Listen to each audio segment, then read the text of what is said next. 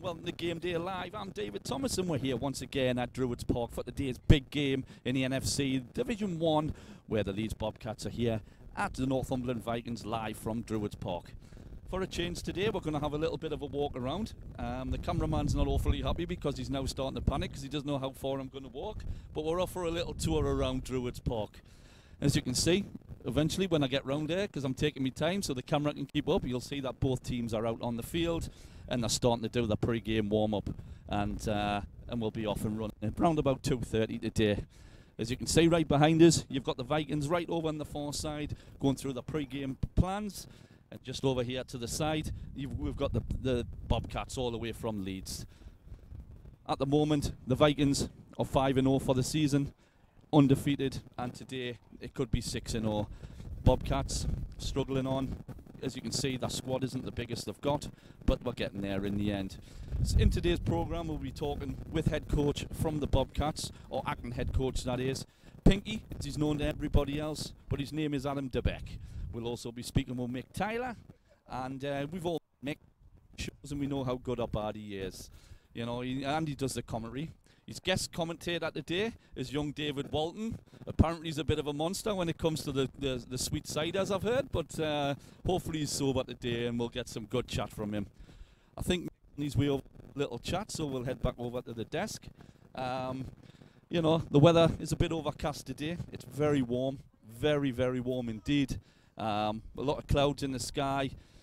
Hopefully we won't have too many planes interrupting play today, but here we go. So, let's get on with the show. Mick, welcome back. Here he comes. Ladies and gentlemen, Mick Tyler. Morning, everyone. How are you doing? Morning, everyone. How's it going? I'm good, David. Long time no see. Yes. Did you enjoy yourself on Friday? Just for people that don't know, we had a bit of a golf day on Friday, and Mick happened to find a replacement for himself because he said he wasn't up to it, but never mind. Did you enjoy yourself? It was all right. It was a good walk. Let's put it that way. Spoiled by walk, was it? golf, yeah. Ah, yeah. good. So, Mick, we're here again, Druids. Last time we spoke, we were 3-0. Yep. We went away last week, and we thought it's going to be a hard one. It wasn't that hard, was it? It's always hard. I mean, the score indicates that it wasn't. It was, 27-0 is always an indication that it's an easy game, but it wasn't. Yorkshire are a good side. They're not where they used to be, but yeah, it was a tough old game. We took a small squad. We only had about 32, 33 players, I think, on the side. But yeah, it was just one of them days where everything clicked. And it was okay. We just mentioned that earlier on about size of squad. I mean, you see the Vikings have got a big squad out today. Yeah. I know it's not as big as normal, but the Bobcat lads, they don't seem to travel well, the size of them, It doesn't seem to be a great lot of them today. Well, they started the associate year, the same year as us. We actually played them twice, home and away, in 2014 when we was aiming to get in the league, and they started originally as a junior team. Yeah. So they've been around a while, and they did well in Division 2 last year. But it's a big step, to Div 1. We found that last year. Even though we went 5-5, it's not easy going up from Div 2 to Div 1. I mean, it's going to be a bit difficult for them today. I mean, the Vikings are on one hell of a roll. Like I say, we came up against a strong Rams team, 3 weeks ago now? Yeah. And, they were the favourites, I suppose, going into the game. They were, yeah. And, we took them. It was a good game. It was a close game. It was. Well, we made it hard, didn't we? Let's be honest. We made it hard on ourselves. We were 21-0 up, and we really should have closed the game down. But they kept with it, and they made some adjustments at half time, and it was hard stopping that big lad. Yeah. Well, we're talking to big lads. I'm going to be speaking later on today, and possibly at the end of the show, to. Well, he tells me he's playing wide receiver today, Mr. Rooney. Yeah, he tells us he's playing wide receiver, but very wide receiver. Very wide, yeah. But I pity the poor kid that comes up against him. That's all I'll say. But I mean, what's it like? I mean, we spoke to him in my first streaming, and we know what Jonathan's all about. Yeah. I mean, he's offensive coordinator here at the Vikings. I mean, what sort of advantage is it to have a guy like him in the club with the experience he's got? Well, you just can't run a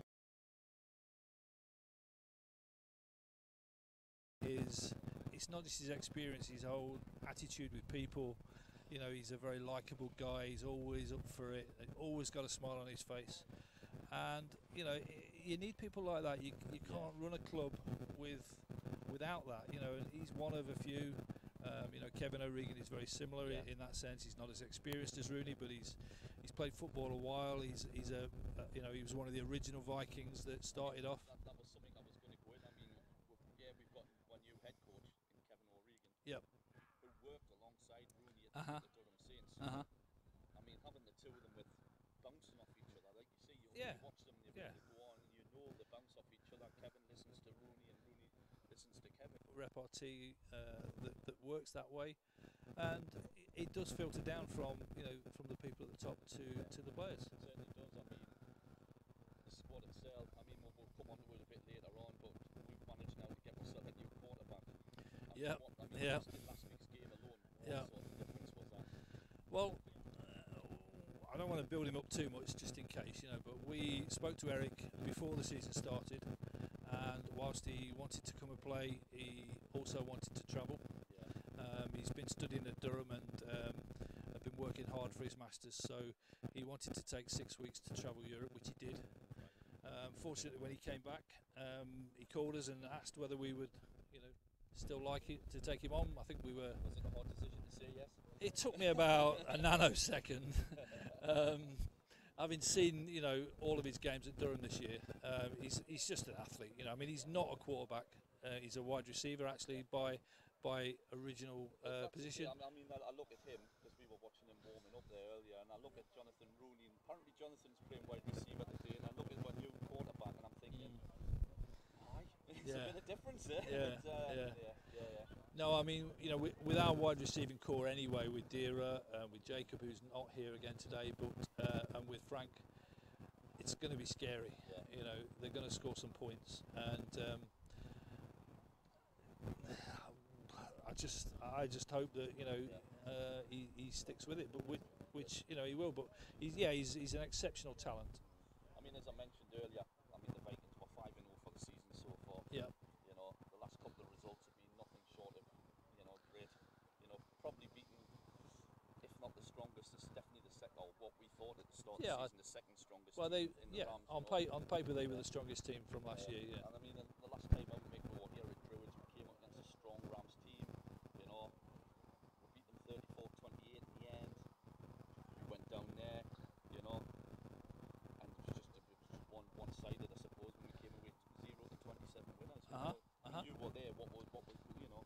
You tell me from your eyes what you thought of them two games. It was just one of those games where whatever we did clicked. You know, there were very few mistakes. There were just, you know, I can't think of an incident that didn't go our way. And you know, some days you get them, and some days you don't. And you know, God forbid, let's hope today's not one of them. I mean, like I said, and then you know, he's a 5-0. I would have thought myself personally, you're going to be 6-0 for today. Well, let's not count our chickens. Any given Sunday, David. Yeah, it is Sunday, you know. But I mean, we're coming up against the Leeds Bobcats sides, and they haven't won a game all season. They're 0-5. You know, they've suffered the last time out. All I would say is remember Iceland. Very true, but I mean they suffered against Gates and Centre, so also on the strongest team. I know we made hard work of it in my first game of the season against them. Yeah. But you know, the Bobcats suffered a 20 defeat against them. You know.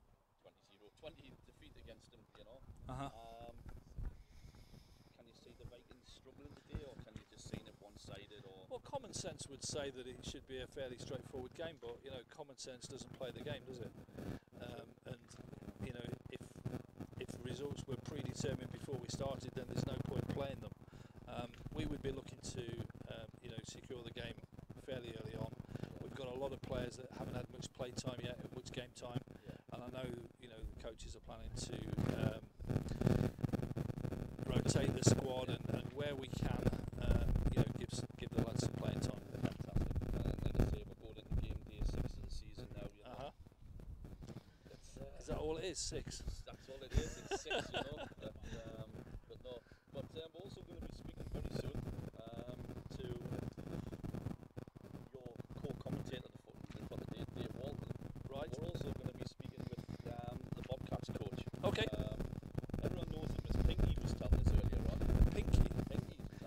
there's a story behind that. We'll find that out.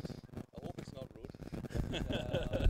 Adam de Becque, I've been told is his name. Anton de Becque. Well, it could be Anton de Becque. I will find out. Is he giving up the dancing? We'll get him dancing. So don't worry about that. But no, Mick, thanks very much. Okay, thanks, David. You know, enjoy my little transfer. All right, cheers. Right. Welcome to the show. Hello, thank you. Adam de Becque. Hi. Formerly Piggy. Pleased to be here. How's it doing? 1 second. Thank you. So, season so far, how's it been going? It's had its ups and downs. I mean, we knew that going up to Div 1 would be a bit of a strain. We've lost a lot of players from last year. We've got a lot of rookies who are being forced to step up. And in Div 2, you can kind of get away with it a bit more. Whereas in Div 1, it's just a team will see the weakness and that's it. So you're throwing guys who have had 5 or 6 sessions against blokes that have been playing for 10 years. It's just you're always going to struggle. I mean, like I say, I look at the size of the squad earlier on when we were talking, and I think that the Vikings are on some run at the moment. Yeah. You know, and you're going to need every player you've got. Your squad is at full strength. Or No, we limited travelling. limited travelling. We are missing quite a few. We've sort of we've had 6. It'll work out as 6 games in 8 weeks, which is for a small squad is pretty tough. It is hectic. It is. I mean, it is. Our season started a couple of months ago. We played a game and we had a 7-week break. Yeah, so did we. We played the Rams in the first game and that was it. That just made sense, really. I mean, no disrespect to the league as such in general, but I think you can see right now, even if you played it once a fortnight, the build-up at the end of the season, it's too much. It's too much for teams, and Division 1 is a hard league, to be honest. Oh, it is. It's So it's a big step up. How was it?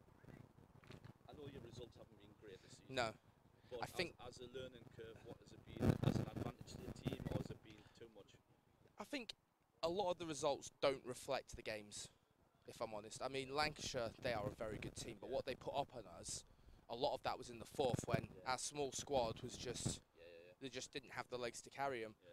I mean, the Gateshead, we were 21-0 down, we brought it back to 21-20, and there was, I think, in 5 more minutes of the game we could have probably won it, but sometimes it goes for you, sometimes it doesn't. Yeah, like I say, you mentioned you just went to the Rams in your first game and you came away from there, 31-0 down. I mean, start the season with a bit of a thrashing. It must have been a bit.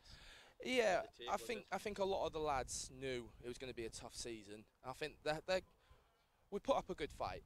We don't always get the results, but it is a learning curve, and we got a lot of rookies who. Last year, the rookies we dominated everyone until game 10, where we played Gateshead and beat them quite comfortably. Yeah. We had a good run to the semis. Yeah. Whereas, so the rookies never really had to fight. Yeah. Whereas this year, every game has been a fight. Like I say, then you came up against the Tigers from Glasgow, and what sort of day was it for you, and how did it pan out in the end? Again, I don't think the score reflected. Personally, we went up with a very small squad because Glasgow away is just awful. Yeah, I mean, it's a long drive north, isn't it, to be honest? I think, if we'd had a bit more depth, the game would have gone a different way. Yeah. I mean, Glasgow, they haven't got the strongest side either. I mean, no. And I don't mean that disrespectfully. I mean, no, well, they still beat us in the semi-final last year. Yeah. But these are up now. You're in Division 1, and then you came up against. I was saying to Mick earlier. I mean, the two, what we said at the start of the season, the two strongest teams, your Wolverines and your Rams. Yeah. If you had said at the start of the season, they'll finish 1 and 2. Most people would have agreed then. Argue with you, no. To be honest. So what was it like coming up against the Rams after playing the Wolverines in game day 1? The Rams game, they got a few lucky breaks. Yeah. I don't think the Rams were as good as I thought they were going to be. If I'm honest, they still beat us soundly. Yeah. But Lancashire is the next level. Yeah. I mean, like I say, that the R2. I mean, when we've had them both here now, and the R2 very, very strong squads. Yeah. Very strong squads. Yes, the way they played. Wolverines, when we had them here, they had a few discipline issues. Yeah, they had quite a few ejected against Gateshead, didn't they? It was against Gateshead. So, I mean, I think that needs to be addressed within the club. But the way your season's going so far, yes, you're there or thereabouts. Yeah. It just needs maybe 1 or 2 changes. Yeah. Do you agree? Or? I think the depth is always the issue for us because we're on the doorstep with the Rams. Yeah. So players are always 50-50 where they're going to go. And the Rams traditionally have always recruited well from the Leeds uni. I mean, we've got a couple of the Leeds uni players, and we've got a couple of Huddersfield which have helped us. And that was something I was going to ask you. I mean, Leeds, it's a stronghold for rugby league, rugby union as such, more rugby league than anything. So what's it like trying to attract players from them sports to come along and play? Yeah, I mean, we do attract quite a few. The problem is always just keeping them. Right. Because then they'll take it up as a second sport, but then rugby's there. And they're strong. I mean, football as well. I mean, I go down to Leeds quite a bit myself, and it's a good night out, isn't it? I've had one or two, to say the least. But I mean, football's not even. I wouldn't even say football was the top sport. No, it's league. It's rugby league. And I mean, in the surrounding area, like you say, you've got your Huddersfield, your Halifax. I live in Halifax. So. Yeah. So it is hard when you've got such a stronghold of other sports, But like I say, it'll improve. We'll only go from strength to strength. The foundation's there. I mean, the club's only been. We played you in our associate year. I remember playing because I played both of those games. The first season we went 2-8, and we only beat the newly formed Humble Warhawks. Right. The following season we went 9-1, lost you in the semi-final. Last year we went 10-0 and lost to Glasgow in the semi-final. Right. And this year we're 0. Was that close?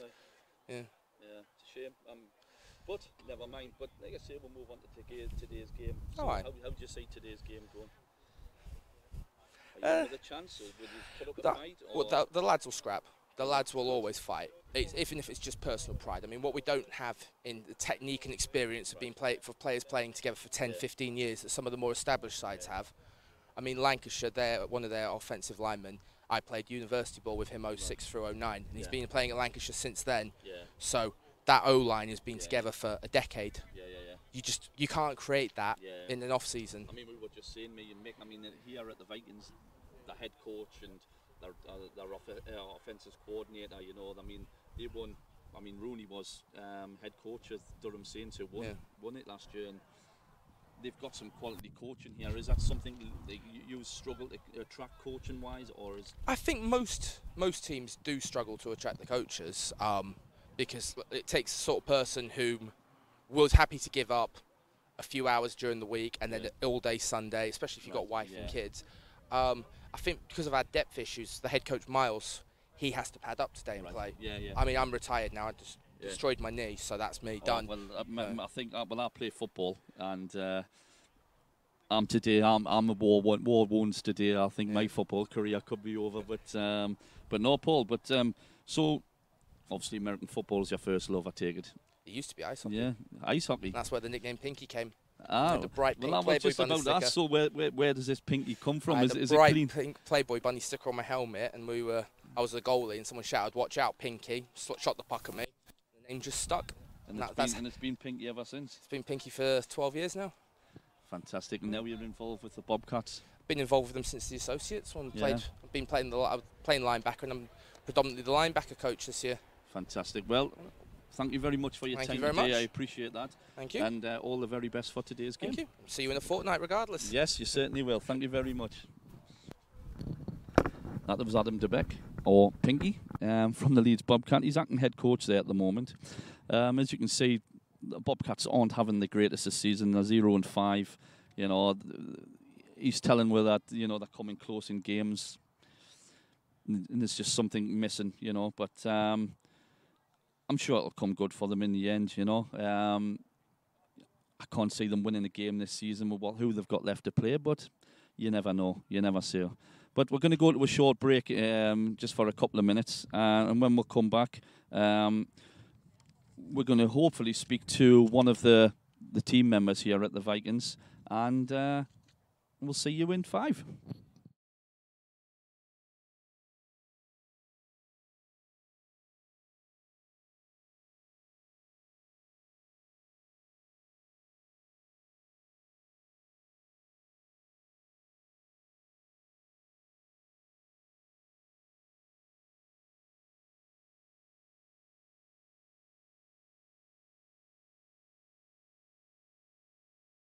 Some people are just born gorgeous. For everyone else, there's Aesthetic Beauty Centre, providing an extensive range of laser and cosmetic treatments to help you look good and feel great. At consultation, the doctor will advise you on the suitable treatments. So if you're in need of a little help, contact the Aesthetic Beauty Centre in Sunderland and Newcastle.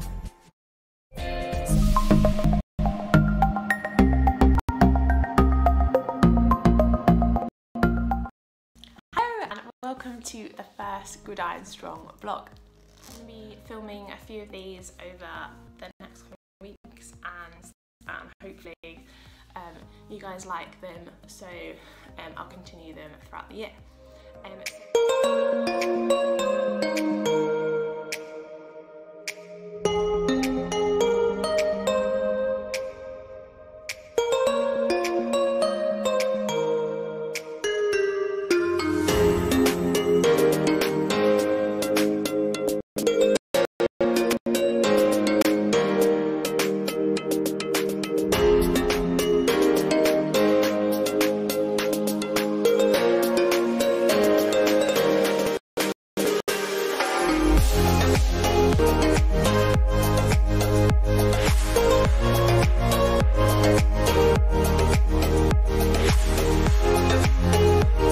When you need safe, reliable access, whether it's for property renovations or for a major project like tree work, streetlight repairs or filming, go straight to the experts. Warren Access have a modern fleet of access equipment for hire, available on a self-drive or with operator basis. Choose from van and truck-mounted platforms, tracked access platforms, scissor lifts and self-propelled booms.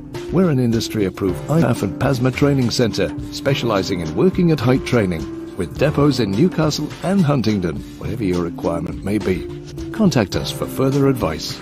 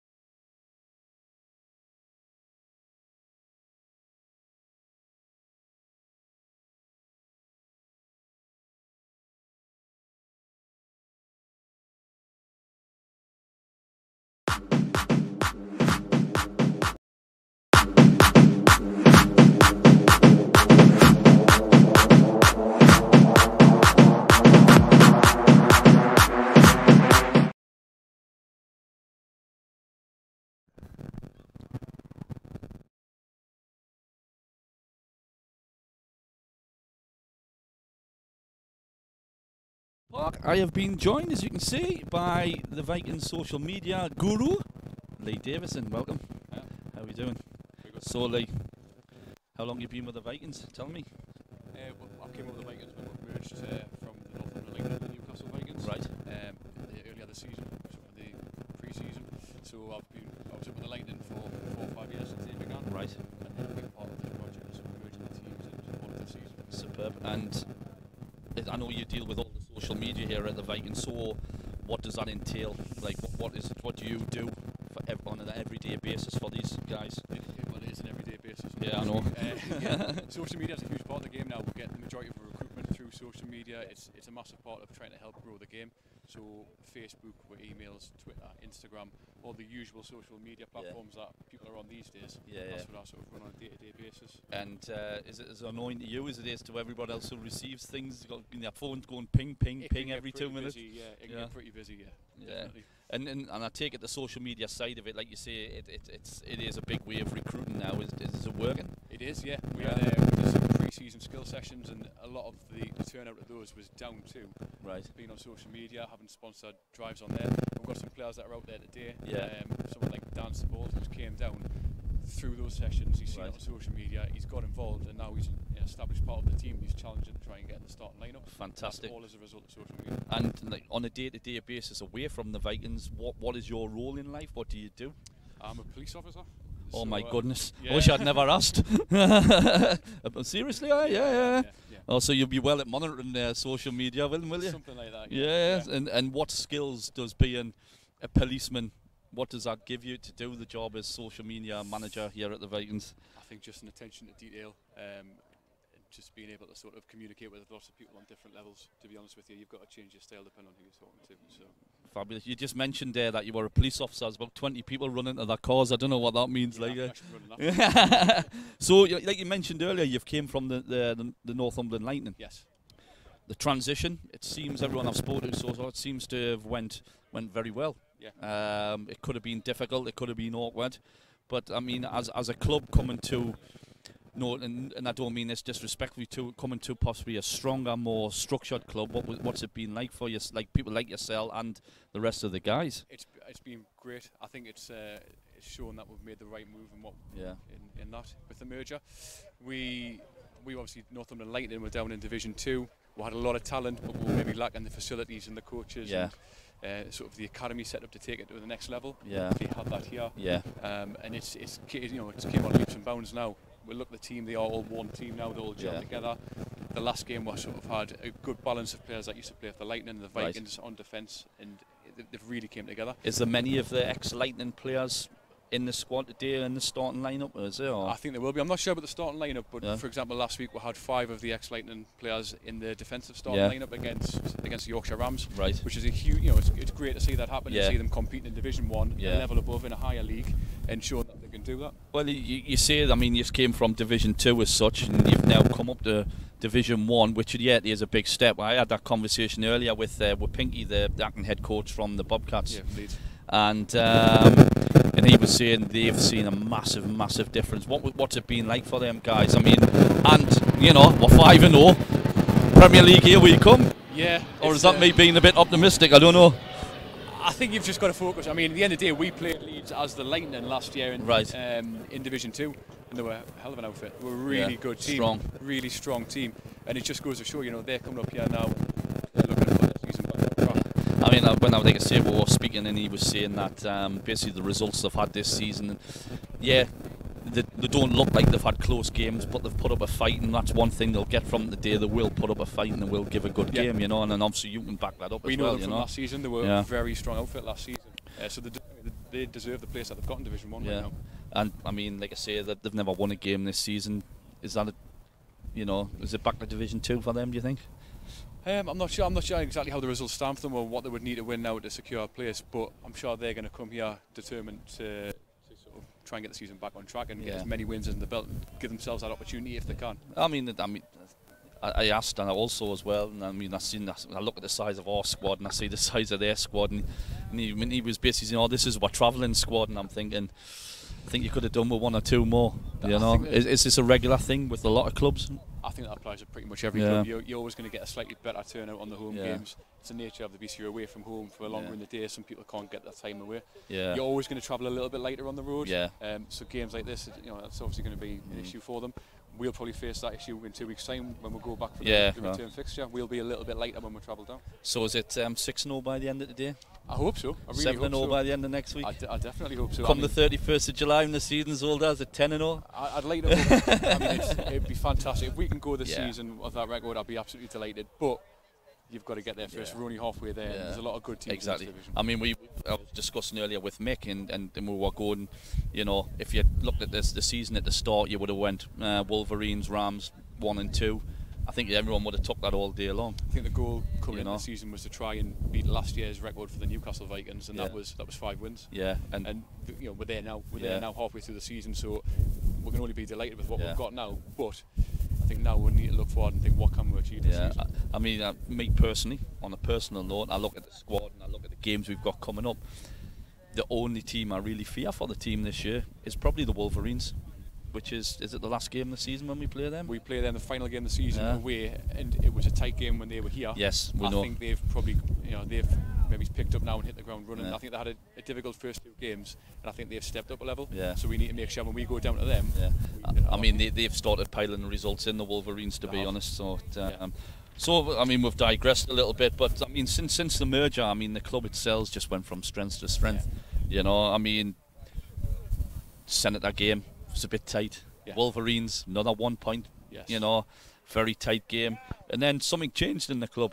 Unfortunately, the head coach we had at the time was no longer with us. And we went up to the Tigers. And we had an acting head coach who is now our head coach. What's changed in the club? What I mean, because we went up to the Tigers and we absolutely hammered them. I think the ability's always been there from the beginning of the season. It genuinely has. I just think now we've made a few changes to the coaching lineup. We've got a few extra players in. It's clicked. It's really clicked now.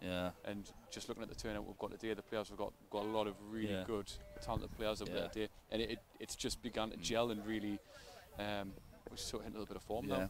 That's all it is. And I mean, the last time we were out here, last streaming, we'd done our last home game against the Rams. Great game, 21-0 at half time. You must have thought we're going to run away with this. But it was just a completely different game in the second half, They're a good team. I mean, the Newcastle Vikings played them 3 times, I think, last year, and there was a mixed bag of results between. We never beat them once. It's a mixed bag of results, so they're more than capable of a they're a good side coming back, and they showed that in the home fixture. They started putting pressure on, they started coming back, and we were wary of that last week in the away game. I mean, it proved, didn't it, in that the Vikings have went places up. Like I say, we keep coming back to this merger. How much of an important thing it's been, just I suppose, for American football in the region alone. I mean, if you think we've got, at the time we had Newcastle Vikings, Northumberland Lighton, you've got the Senators, I know you've got your university teams and things like that, but to have 3 clubs in such a small area, it's going to be hard for all them teams to succeed. And it's proven that, Even on top of that, there's teams that are trying to get associate status, so get into leagues like DC Presidents, Darlington Steam. There's a lot of teams in the northeast, and whilst it's obviously an area that loves football, it does dilute the talent pool to a degree. It does, and we felt that was an issue, and one of the reasons behind the merger. We felt that if both teams come together, it would be a strong, a strong and obviously solution. You love your American football, and obviously I know we were going to speak to Cole today, who was your general manager at the Lightning, and I know Cole's his son isn't too well, so he's had to go home. But I mean, even when I've spoken to him, even he said the best thing to happen for both teams was this merger, and it's being proven with the results. It absolutely has. I mean, Cole was a chairman up the Lightning, and I was working directly as the vice chairman, as you will, and we talked long and hard before we made the decision, and it was the right thing to do. I think now looking at the results, it's shown. And it's only going to get better. I mean, Mick Taylor, I mean, his heart and soul is. He lives and breathes football. Oh, he does, and he comes from a background of it as well, and it can only go to bigger and better things. Premier League, here we come, I think, Let's hope so. But I thank you, Lee, for your time today. Welcome. I absolutely appreciate that. I know you've just been pulled in at the last minute. I'm out injured as well, so I'm up on the camera after well, this. talking of injuries, I'm not one to dwell on injuries and things like that, but I've only mentioned it about 10 times today. I'm carrying an injury as well. Bit of a footballing incident yesterday. some young duckling thought he was bigger and better. He come out worse than me, but never mind. But I'm hobbling around today, and I'm a bit stiff. Let's just say. But no. Like I say, appreciate your time, and onwards and upwards for the Vikings. Thank you very much. Thank you very much for your time. Thank you very much. Thank you. That was Lee Davison, our social media manager here at the Vikings. We are hopefully going to be speaking with our commentary team very soon. But just before we go into today's game, there is a lot of opportunities we have here at the Vikings. A lot of sponsorship opportunities. We're always looking for clubs to come, you know, and our businesses to come and support the club. You know, anything from £50 upwards, we can do packages for anything, you know. If you want to be involved. But it's not just sponsorship we're looking for here at the Vikings. We're also looking for playing staff. You know, we're always looking to strengthen the team. Even if you've never played before, but you look at it and you think, yeah, I could do that. Come along, have a go. Tuesday nights we train, Thursday nights we train, and if we haven't got a game on a Sunday, Sunday night we train. And that was the cameraman you've just seen walk in front of the camera there. He's trying to throw a ball back, but I don't think he realised what he was doing. But yeah, you know, and if you want to get involved but you don't want to play, we're also looking for non-playing staff as well. You know, people like Lee. You know, yes, they live and breathe their football. You know, we need people to fill particular roles. You know, like I say, social media is one. Game day staff. You know, anything you want, we always look. So please come down to Druids Park and support the Vikings and get involved. And mentioning Druids Park, just to let you know, this is a fantastic facility we have here at, next to Callerton Metro Station and Newcastle Airport.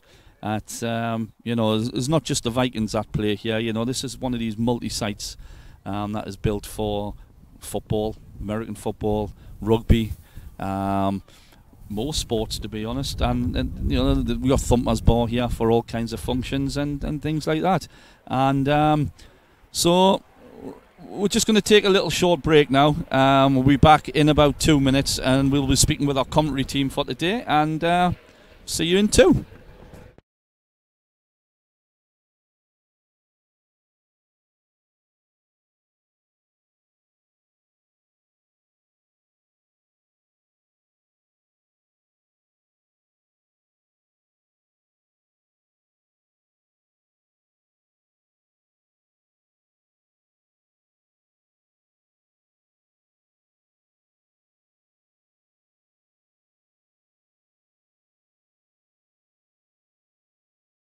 When you need safe, reliable access, whether it's for property renovations or for a major project like tree work, streetlight repairs or filming, go straight to the experts. Warren Access have a modern fleet of access equipment for hire, available on a self-drive or with operator basis. Choose from van and truck-mounted platforms, tracked access platforms, scissor lifts and self-propelled booms.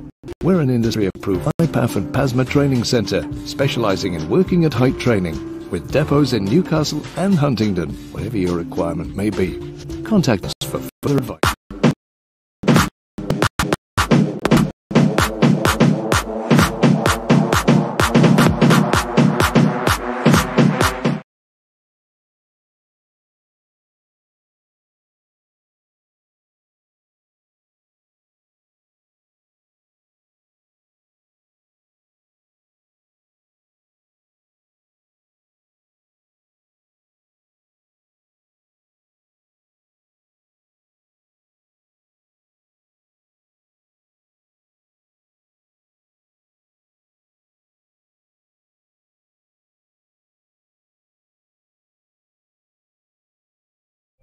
Some people are just born gorgeous. For everyone else, there's Aesthetic Beauty Centre, providing an extensive range of laser and cosmetic treatments to help you look good and feel great. At consultation, the doctor will advise you on the suitable treatments. So if you're in need of a little help, contact the Aesthetic Beauty Centre in Sunderland and Newcastle. Some people are just born gorgeous. For everyone else, there's Aesthetic Beauty Centre, providing an extensive range of laser and cosmetic treatments to help you look good and...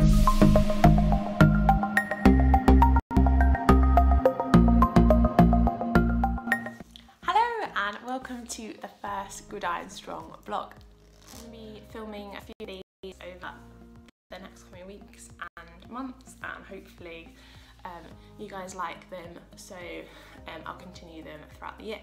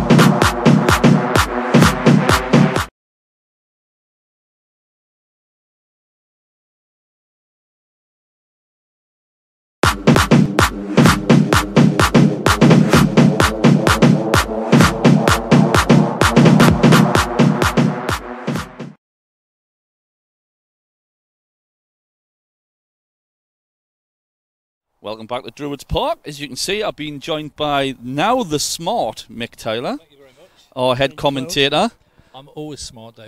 and he is joined also. Sorry, You know what they say about your clothes? If you hang on to them long enough, they'll the always charity come back shop into will get them. They'll always come back into fashion. All right, I think that tie went out in 1663, but never mind. Anyway, you can also see we're joined by the handsome Dave Walton. Thanks very much. He is as nervous could be. That's the first time I've ever done anything like this, so For someone who said he couldn't talk, he's never shut up, but never mind. No, welcome, Dave. thank you very much. So you're co-commentating the day. I am, yeah. Mick's, he's not just a veteran, he's a veteran of the commentary now. And Mick, tell me, what advice have you got for Dave to this commentary? Don't think about what you're saying. Just be natural. Mick doesn't. No, just say what comes into your head. Try not to be biased. Try and keep as unbiased as you can. It is difficult. It's not difficult. It's pretty much impossible. But No one said you couldn't be biased. well, To a you've degree. got to be fair to your guests, haven't you? You can't sort of you can't be too overly biased. Then, shall we say? No chanting and cheering, but just the maintain an air of dignity. An air of dignity. So, Mick, you've done this now. This is your third one, and you're saying an air of dignity. I'm a bit concerned. Yeah. But anyway, Tom, you'll enjoy it. Tom, sorry, Dave. You'll enjoy it. Sure I will. Just relax and enjoy the day. So, as we stand here, gents, last time we stood here, Mick, we were 3-0. And I know we mentioned earlier that, the season's went a bit stronger and stronger. Yeah. But now we're 5-0 Yeah. going into today's game. Yeah. How can you both of you see the game going, Mick? Well, there's no such thing as an easy game, but on paper, if you look at the table, we've not lost, they've not won. Yeah. So common sense would dictate that. The Hayden's on the cards. Yeah, we would be slight favourites, but you never know. Any given Sunday, anyone can do anything. Yeah. You can never ever tell. But we've just got to stick to what we do. Be hard on defence, which we always are. Yeah. Vikings have always had a strong defence, apart from the Yorkshire Rams, the first game. And Are you saying that we struggled a bit defensively against them? well, definitely the second we half. conceded 28 points in the Yeah. second half, so I would say we did. Yes. Yeah. But we came away 34 to 28 winners. we did, so it might have fell apart a bit, but we still made it came away with the interesting, shall result. we say. Yeah. And I'd prefer we didn't. I'd like to be comfortable by half time and then get the cigars out. But you can't always do that. And but David, your thoughts on today's game? Well, for World Cup's anything to go by. I don't think you can count the underdogs out. So I think the same thing applies to this. Obviously, as Mick said, we're 5-0 and they haven't won a game yet. Yeah. But we've still got to play hard, fast football that we've played all the rest of the season. So no, I don't think we can count them out. We've got to give it a good go. Yeah. And at the end of the season, can we comfortably say we're going to be standing here saying unbeaten all year? Yes? I'd like to say yes. I wouldn't like to guarantee it. Like I said, you can't carry chickens when it comes to it. We've just got to take it week by week and give it a go. Obviously, we've got Gates at home next week and a game against Lancaster, I think, the week after that. So it is a hard set of run for us. We've had a few weeks off, but now this is 4 games in a row where we've picked up a couple of injuries and things like that, which we need to sort of try and shake off and make sure we're going into this run with a strong squad. I mean, I know, like you say, we're playing the Senators next week. They've had a bit of an up and down season so far. They've won some, they've lost some. But if you had looked at the table or the teams at the beginning of the season, you would have went, Rams or the Wolverines 1 and 2. It was a toss-up between, say, the rest of the teams in the league who would have come 3rd, 4th, 5th and 6th, But it's not going that way this season. No. The Rams, they came here and, they had a great second half, but they're struggling. They're not getting all the results. The Wolverines seem to be the stronger of the other two. But they've lost games as well. They have. So, I mean, come the end of the season, who do you think is going to be there or thereabouts? With the Vikings, of course. Well, that's the thing, isn't it? I mean, sort of the start of the season, the Wolverines didn't have a good start, but now they're starting to pick up, and I think they've won a few on the trot now.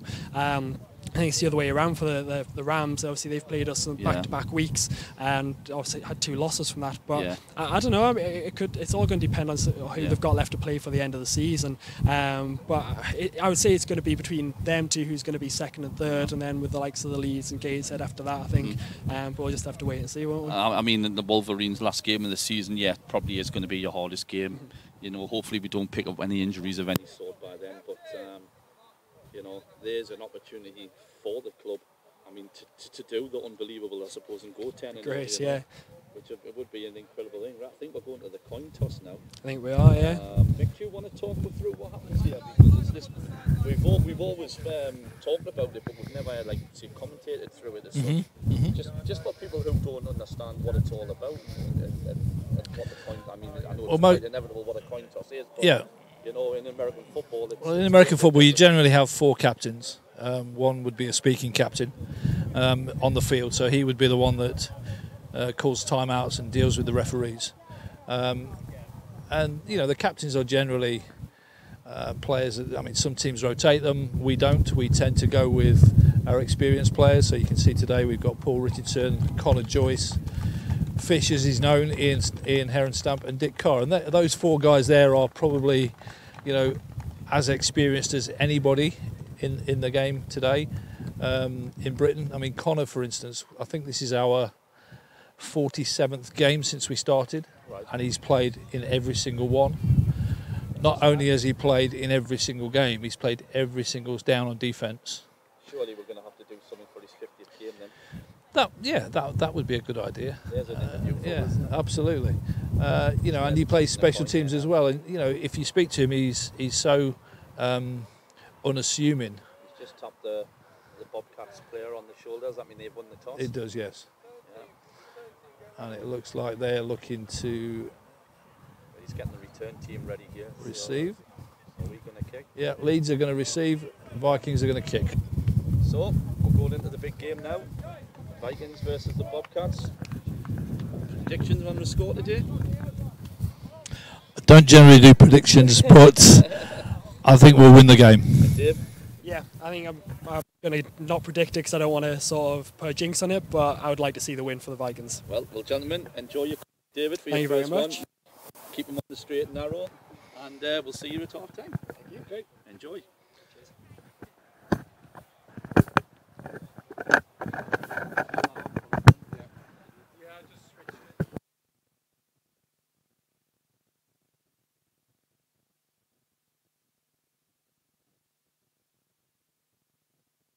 Check. 2, 3, check. 1, 2, 3, check. 1, 2, 3, check. 1, 2, 3, check. 1, 2, 3, check.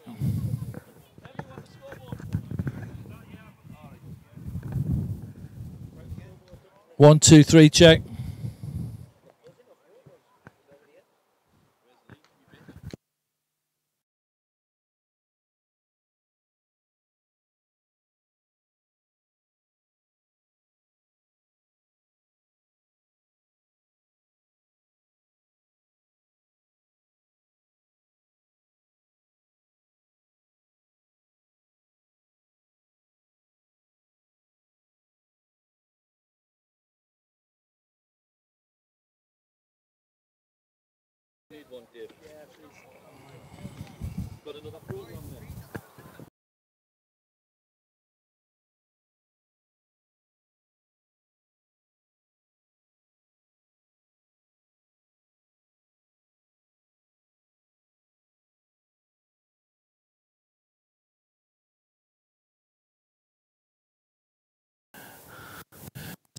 High.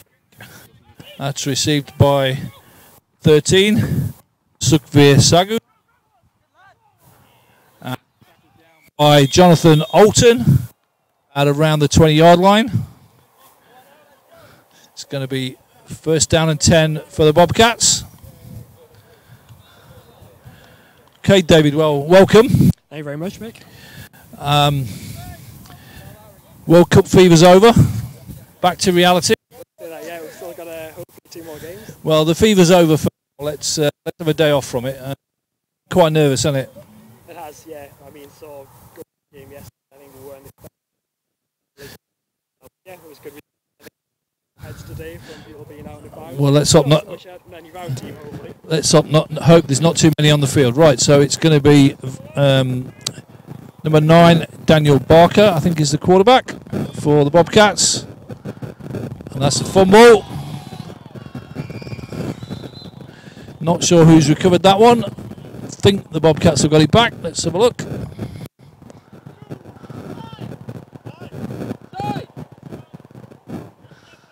Yeah, they managed to hang on to it. Connor Rimington was the last man up off the pile, so I think he was the one that got the closest. Also, Michael Brown was in there. So that's a loss of about 5 yards. So it's going to be second down and 15.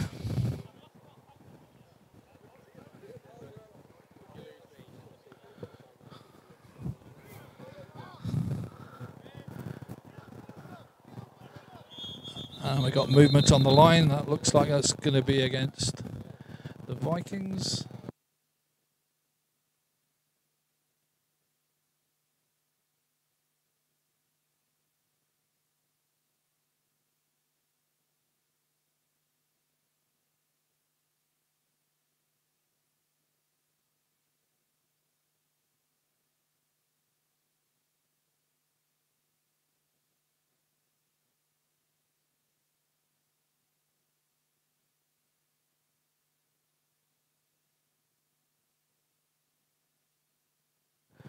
Okay, so you heard referee there, offside on the defence, so Bobcats get the yards back that they lost on the previous play.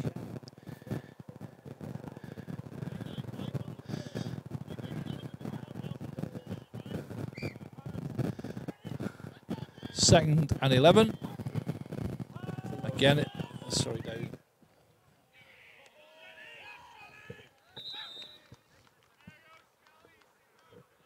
So again, a low snap, fumbled but recovered again. Small gain. Alex Shellard on the stop. That is a loss of a couple of yards. It's going to be 3rd and 13.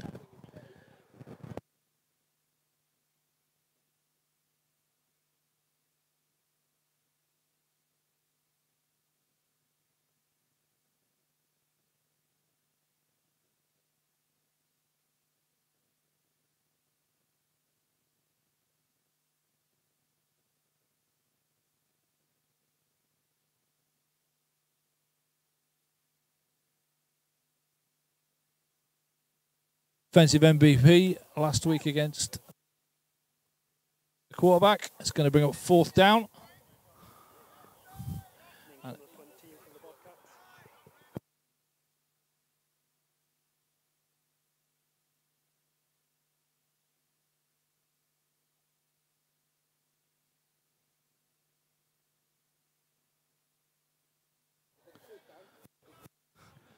So Vikings defence holding on that one. It's 4th down.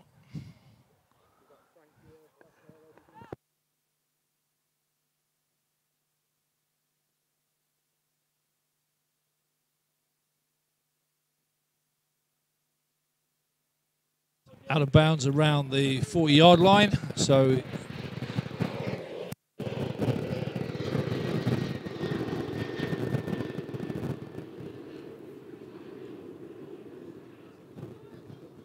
apologies for that. You can probably hear that. That's the 14:35 to Benidorm. No. It's one of the drawbacks of being half a mile from the airport is that we are right on the flight path here, so we do regularly get planes coming over. But anyway, we're back in the game. It's 1st and 10 on the Bobcats 36-yard line. Eric Poindexter is the quarterback. And it's given to, no it's not, it's Eric on the slide. He's brought down on the 10-yard line. Makes a 1st down and a little bit more.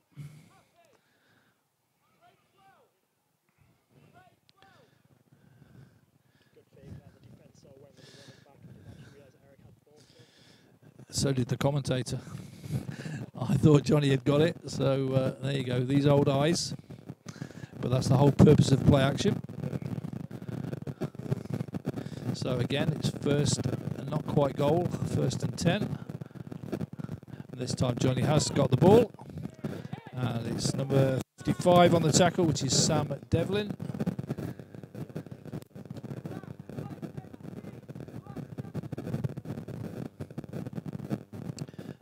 It's going to be 2nd and 8.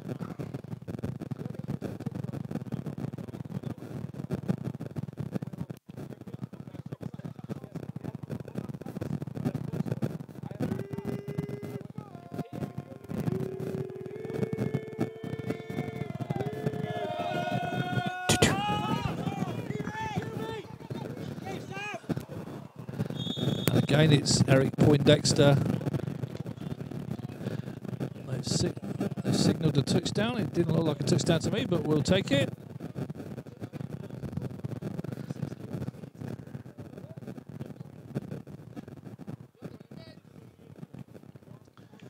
So, early score, first drive, makes the score 6-0.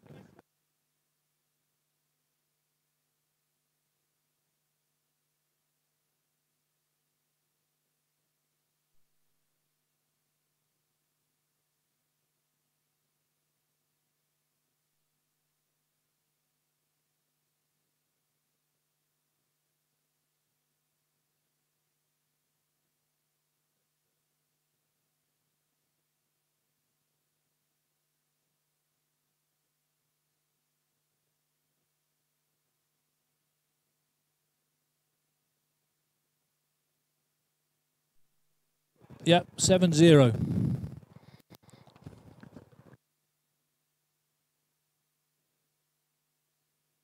Drive. Vikings make good.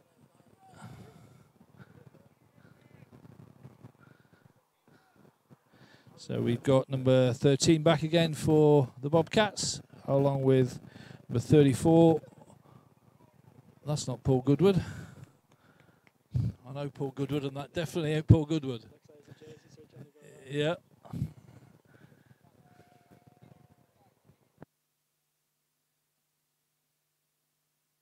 Josh Penny on kicking duty.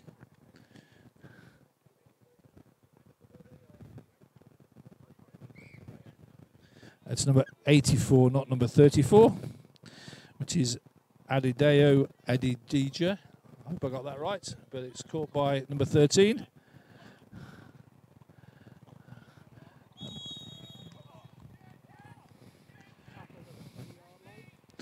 That was a mixture of Deck Brotheridge and Lee Johnson on the coverage. It's going to be 1st and 10 again for the Bobcats. Again, 20-yard line.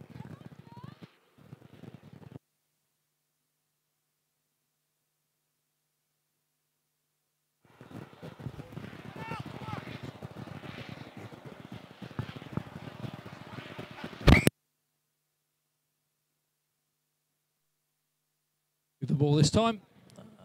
Vikings defence look ready.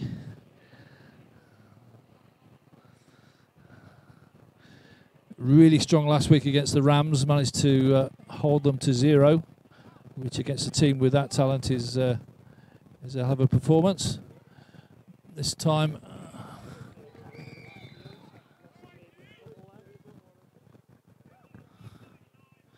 I think that was Tom McHale.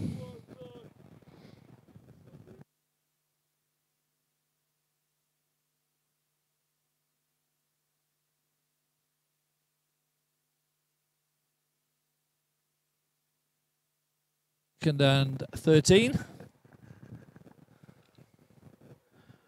Bobcats struggling at the moment to move the ball.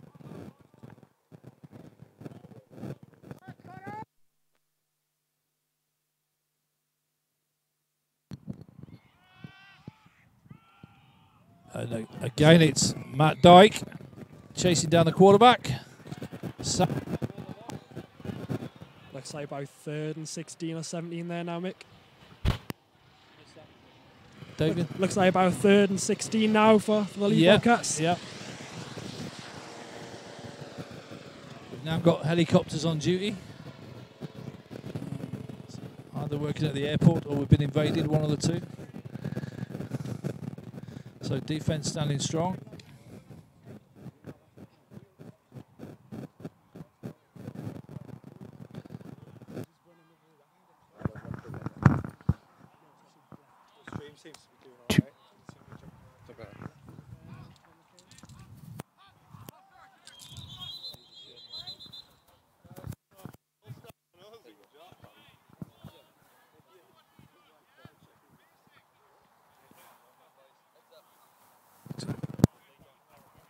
That was a flag on the play.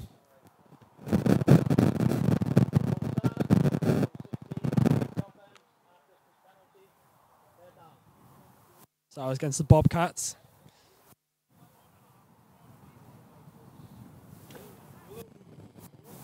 So Bobcats offense going backwards at the moment. That's going to be a further loss.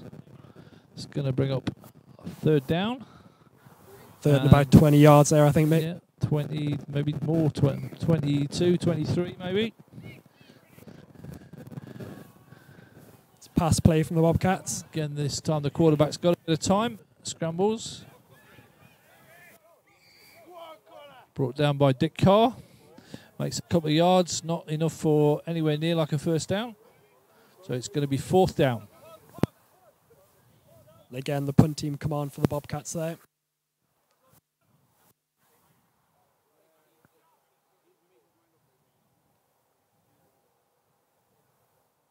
Bobcats need to punt. Not got a lot of room to work with.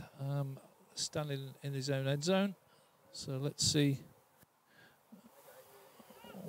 We are on this.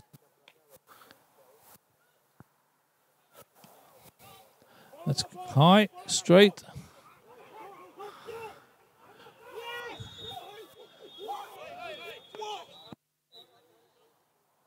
That looked as though it went straight through the hands of Frank. The Bobcats are claiming that touched him on the way through.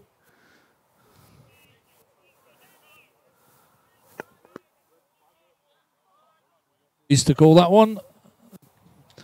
Leeds seem to think that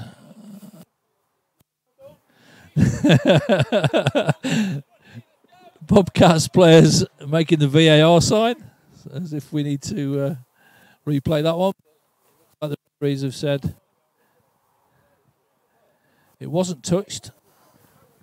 Therefore, the ball was just down around the Vikings' 40-yard line. So here comes the Vikings offense back on the field.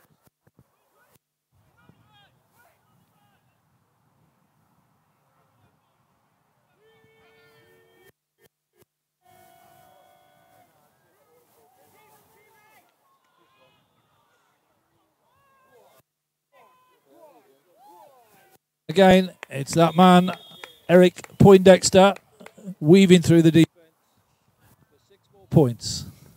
Huge gap making the defensive line for him to run through. Yeah, he's not a very big lad, so he doesn't need much room. He's definitely got wheels, though.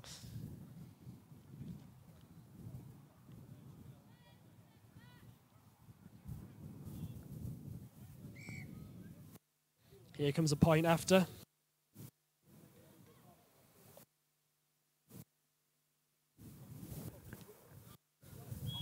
And this time it's missed. Poor hold there. Matty Carter going to the left. That makes the score Vikings 13. Bobcats 0.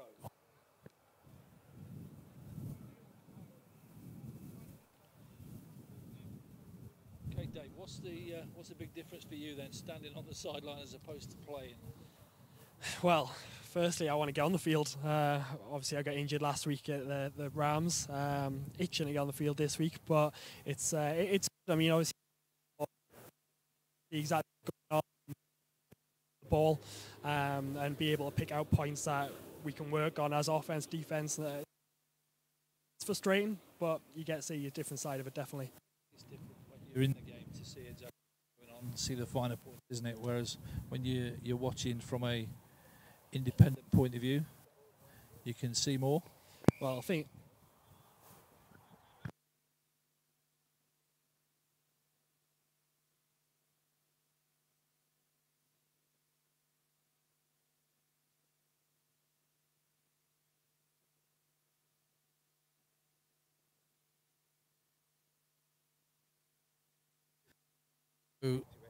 Leeds return that, number 64.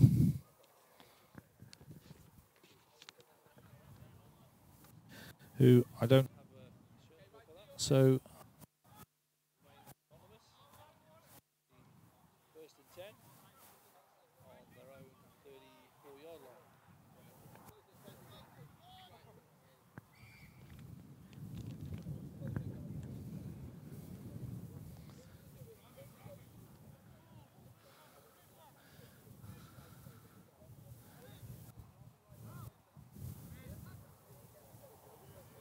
and this time it's the 31. much better snap that time to the quarterback. Again, I can't call his name, I'm afraid, because I've not got him on the roster. Making about 5. It's going to be 2nd and 5.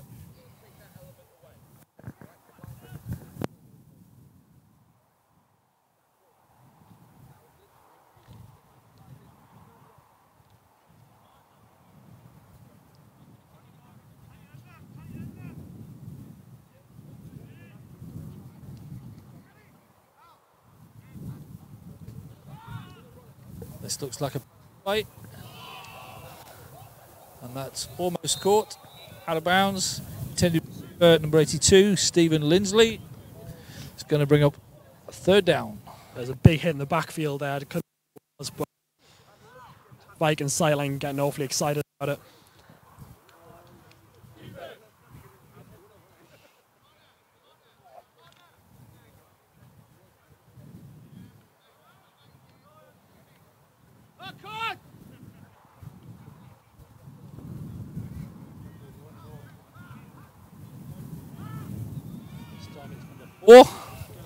And he's caught in the backfield. Josh Penny coming up from safety. From corner. Loss on the play. Lost 4, I think. So 4th down. Yeah, it's going to be 4. Saw that one coming.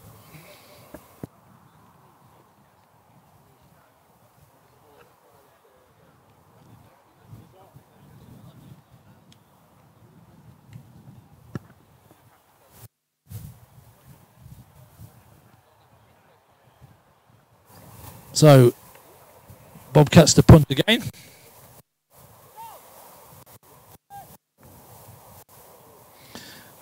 Defense almost offside. It's safe catch called for by Frank Breyer. Catch is taken. So that'll give the Vikings the ball back. 30-yard line, I think. If these are. So Bobcats seem to be struggling offensively. They do, yeah. I'm just obviously seeing where they're going to mark this out. It was a low catch for Frank there. It was well. It's around the 24, 25-yard line. Give where the markers are. So again, it's Eric Poindexter at quarterback. Johnny in the backfield, and we've got Dira, Frank out one side, and we've got Jonathan Rooney wide on the left. Oh, that's a sack and a fumble. That looks as though it was recovered from the Bobcats there. Did you get the number of that? I didn't know.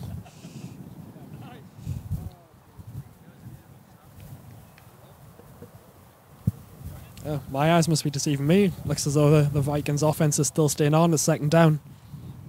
Okay. Not sure what that call was. It must have just been a sack, and he was down when he lost the ball. It's going to be second and about 16. That time, the defense did get through. He so held on the ball a little bit too long there, did Eric?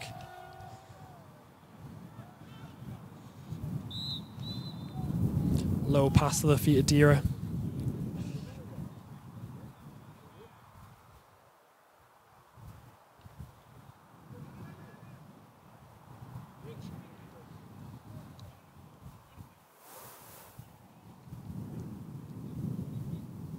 I suppose it's bound to happen that, you know, you're going to get these little blips on the offensive plays. You know, they're not going to be smooth all day. No, you can't hope for everything to be perfect. I think that was obviously the first passing play for the Vikings there. So,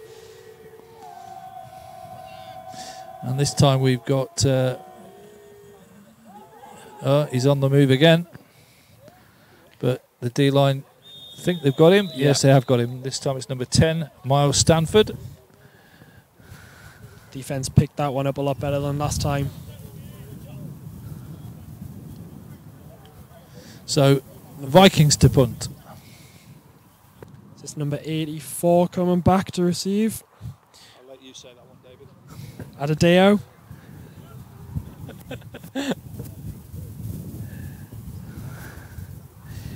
Adedeo Adediji.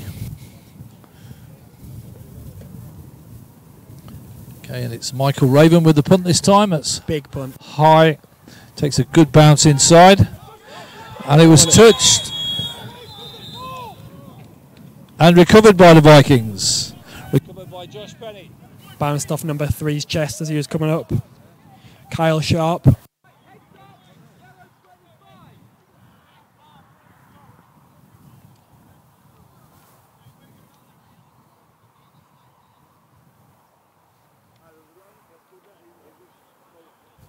Unfortunately there for Leeds, Leeds player puts the ball, which makes the ball live again. And that was recovered by Josh Penny. So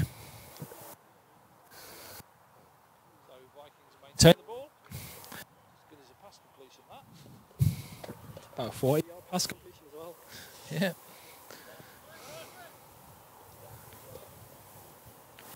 See if they stall on this drive. It's Johnny B.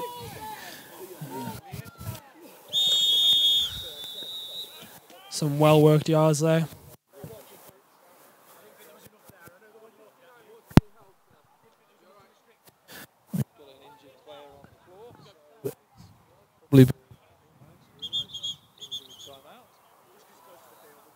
First down is made.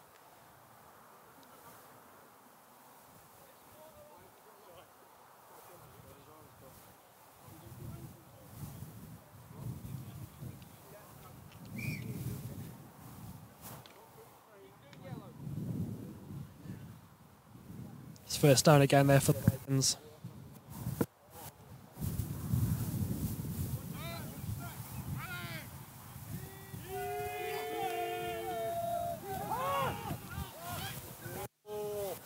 Eric puts it up straight at Dira. Brilliant take in the end zone there. It's touchdowns Vikings. Drop those, does he? No, definitely not. For a few weeks now, some of those high balls he just goes up and gets brilliant.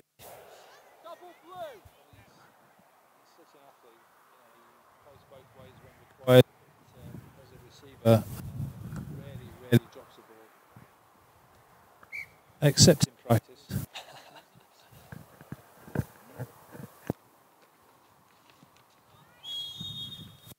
Point after is good this time. Good hold, good kick.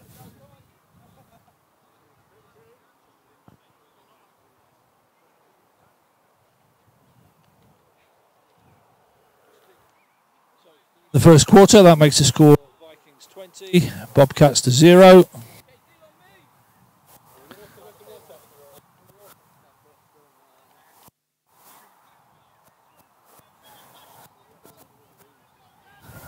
Bobcats starting to come off looking really dejected. They can't let the head go down though, they need to keep it up.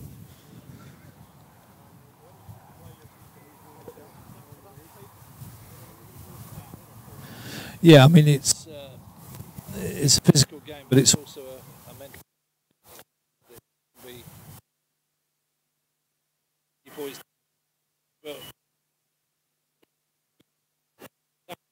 Situation with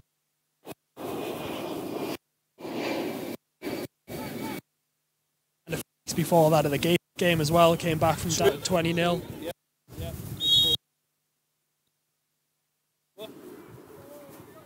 This time, Bobcats are about the 29, 28 yard line for the return there.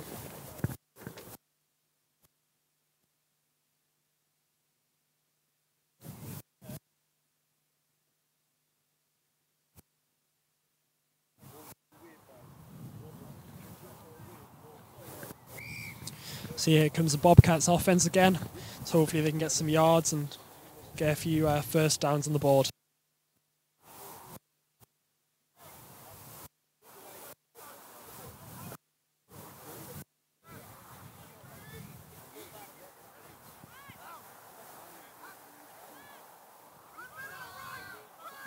It's a run play.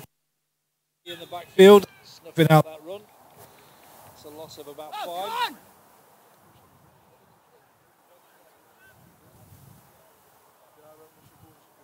They seem to be going for the outside runs quite a lot, Mick, and defensive ends just seem to be getting off the blocks and getting them in the backfield there. Yeah, it's not working very well, is it? They're not getting enough time to get around the ends. It's about 2nd and 16 here.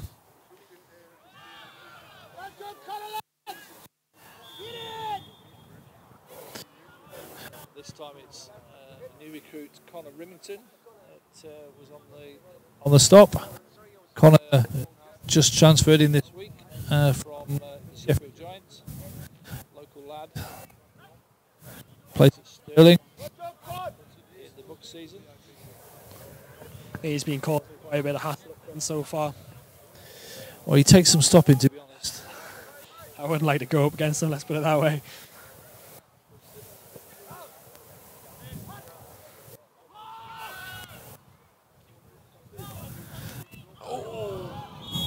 This time it's almost intercepted by Josh Penny, but it just drops. So it's going to be 4th down. Straight through his hands, that one. Catches like you, Dave. Ah, don't be silly. Just all my catches get pulled back for flags. That's my only issue. That's true. Very true.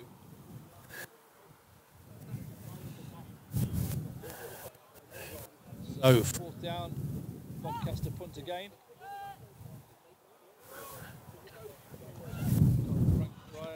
Back to receive.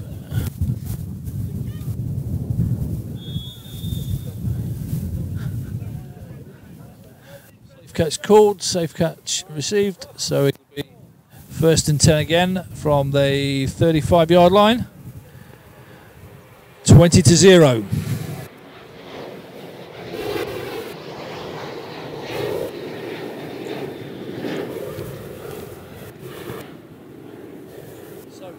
Vikings fans, next week we are at home again to our local rivals, the Gateshead Senators. Good game. Because of the World Cup, we will be kicking off early at 12 rather than 2:30. So if you're thinking of coming down, get here nice and early and then spend the rest of the day watching England watching the World Cup final. The ball. Now I'll be playing next week, Mick, not on the microphone here. The final or in the Gateshead game? No, I'm flying out tomorrow, do you know?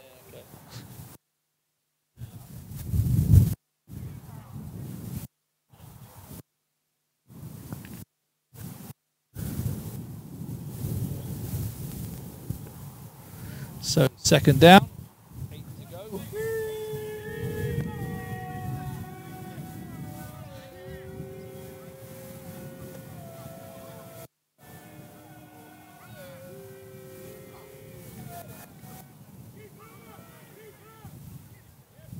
So that's another run. I think he made maybe about 3 or 4 yards there.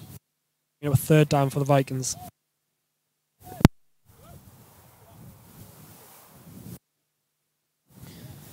I think it's quite unique on the pitch because instead of calling it from the sideline, they're able to just call it with a player on the field, which makes life a hell of a lot easier. It can be, but if you, I'm not a big believer in playing and coaching. I think you have to really do one or the other. But what do I know? I think it's really, really difficult to do both. And all credit to the ones that try. And again, it's Tiga. This time the D-line getting close to him. A bit closest for the first down.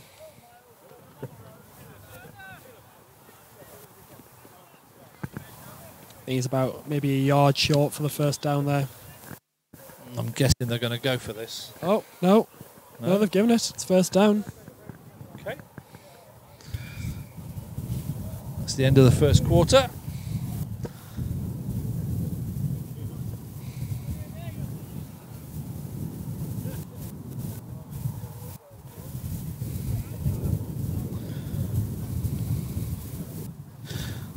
Good first quarter by Vikings there, both defense and offensive. Shows the speed in the pocket, and once he gets out, he's quite hard to catch. Yeah, he's a bit like a jackrabbit, isn't he? So, second quarter, let's see what the Bobcats can do. They need to try and get some yardies on the board if they can. First of all, they're going to stop the Vikings again.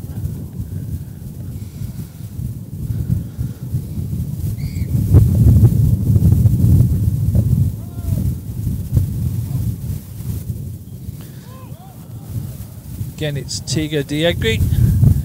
It's a good block up front by Carney there, but there's a flag on the play, it looks like.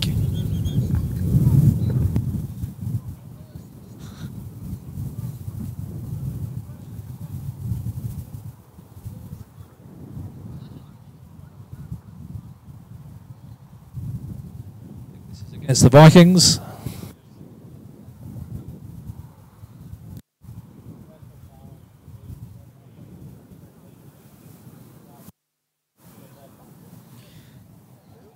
So that's Dira there getting a penalty. Okay.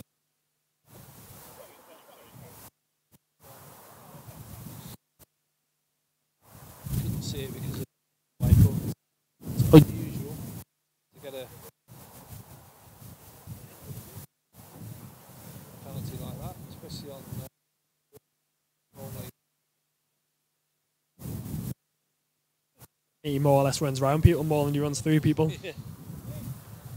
So it's going to be first down for the Bobcats. In Vikings territory, they're on the 29-yard line. The best position spot.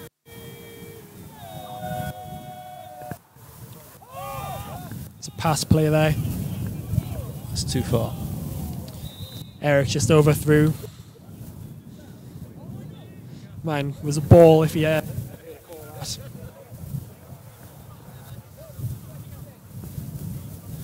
Second down now.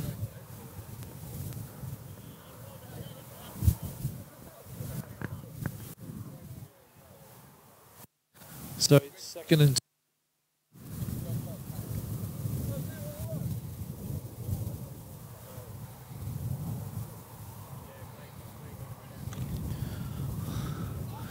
the wind's starting to pick up.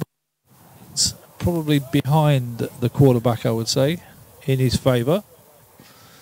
At least it's not as sunny as one. Sort of 25-degree heat with the sun beating down, it takes a lot more out of you than when it being quite cloudy. And that was intended for John Rooney. It's going to bring third down at 20. I assume those are going to go for to get the 20 yards. It's 25 actually, isn't it? Because it was a 15-yard penalty, so yeah.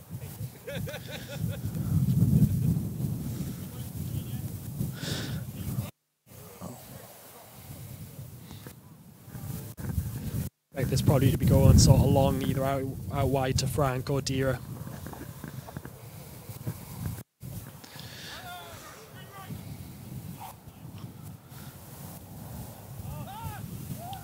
No play action to Dan Sibbald, but Eric keeps the ball and he's still going. So about just before the first down, maybe about 3 yards short there. Just goes to show, though, they can't let him out of the pocket, otherwise he can cause quite a bit of trouble down the field. It must be a nightmare for any defence when they see that. You know, he's got a good arm, he's got good legs. How do you play against him? So it's going to be down, and I'm guessing they're going to go for it because of field position, and they're about 3 yards short there, so let's see which way they go with this one. Yeah. We've got rookie Dan Sibbald in at running back. It's pitched to him, and I think he might be a little bit short.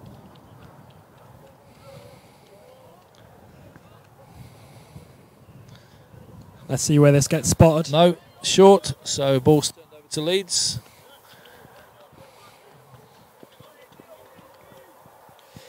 So that's the first time the Leeds defence have managed to stop the Vikings there. Keeps it interesting. Does, yeah. Like I was saying earlier, they can't let the heads go down. It goes to show that they still stand obviously a chance, and they've got a chance of coming back with this.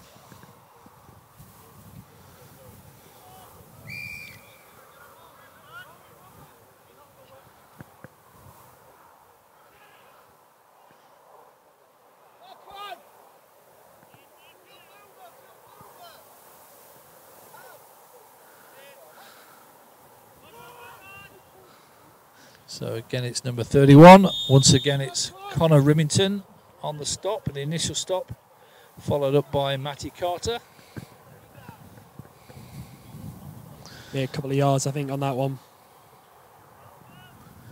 Brings up 2nd and 8.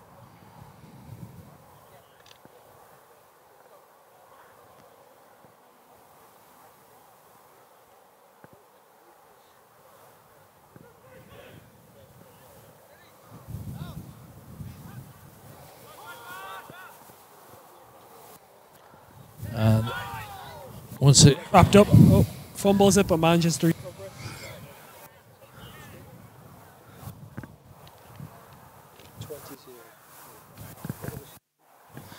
Once again, that was Matt Dyke on the stop. Yeah, run extra point, Yeah. So one extra point, first extra point, second extra point.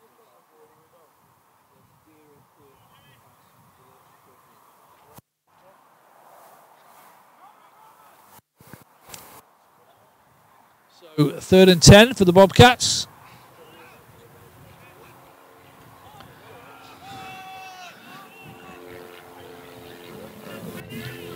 This time it's Josh Penny again at the line of scrimmage, so no yardage gained. It's going to be a 4th down. Looks like they're bringing the punt team on for this one. Frank's going back there to receive again. They've had quite a bit of hang time on these punts, so they're able to get up in his face before he's able to get any room to run, so he's calling safe catch quite a bit.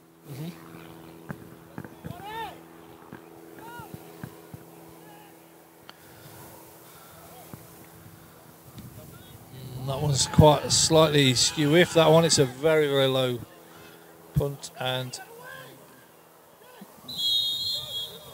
no return, doesn't really make any yards. It's just into Vikings territory. It was just past the 1st down mark, so only about 10, 11 yards. Seemed to slice the kick when it came off. Yeah, I think in golf that would be called a shank. I heard you cancel your golf trip on the other Friday, though, didn't you? I didn't cancel it. I was there. I walked the course. I just allowed the customers to play instead of myself. That's the sort of guy I am. That's very nice. Yeah. I think you were probably just a bit scared of getting beat, though. Room had it.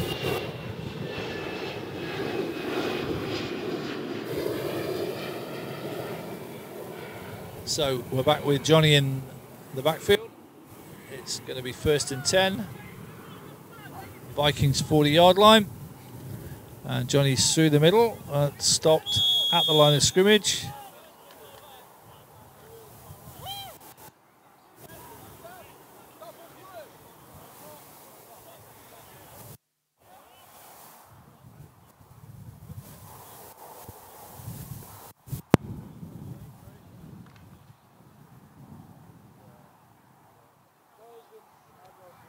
So 2nd and 7.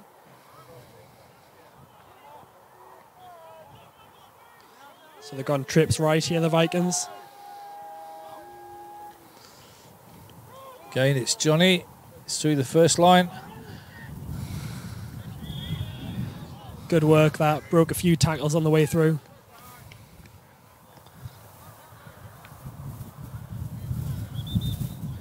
And number 10 for the Bobcats seems a decent player. He seems to be on most of the stuff that stops.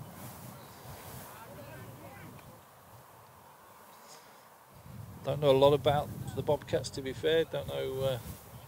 I know when we played them 4 years ago, they had a number of real quality players who I don't think are around anymore. Yeah, it was the associate season, wasn't it, Mick? Yeah, yeah.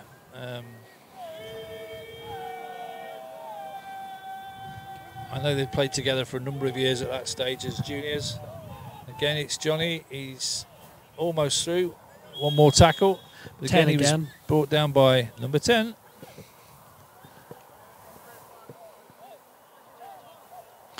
Just short of a first down. It's going to be 3rd and a couple. 2nd down, I think, Mick. Sorry, 2nd and a couple. Just seeing if you're awake, David. You passed with flying colours. Well, I know I could be calling 4th down, but you know.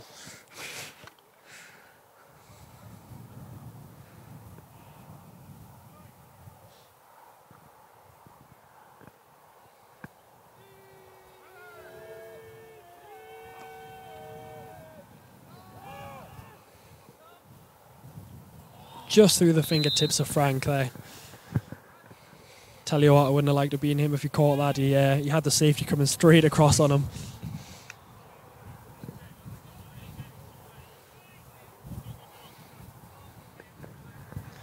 So now it is 3rd down. A couple of yards to go. They're on around the Bobcats 30-yard line. Tiga is back in the backfield.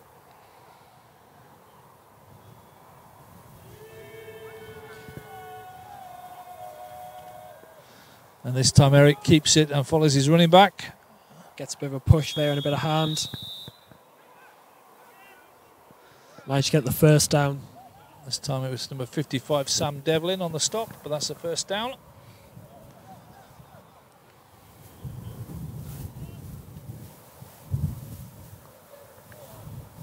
It's the thing, sort of having 3 running backs, you're quite dangerous. You can rep them in and keep them fresh. And yeah. Yeah, it's a bit of a luxury, isn't it?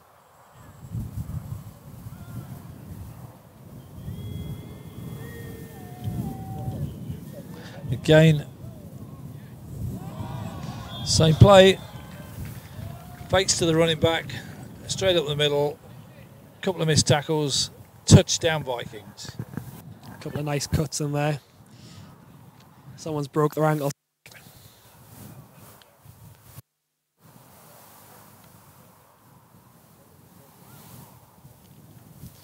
Point after's coming up now.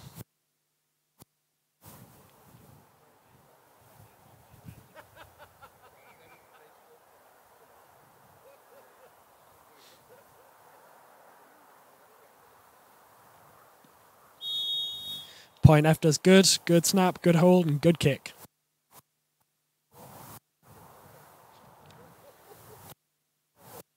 Ooh. Early in the 2nd quarter, that makes the score Vikings 27, Bobcats 0.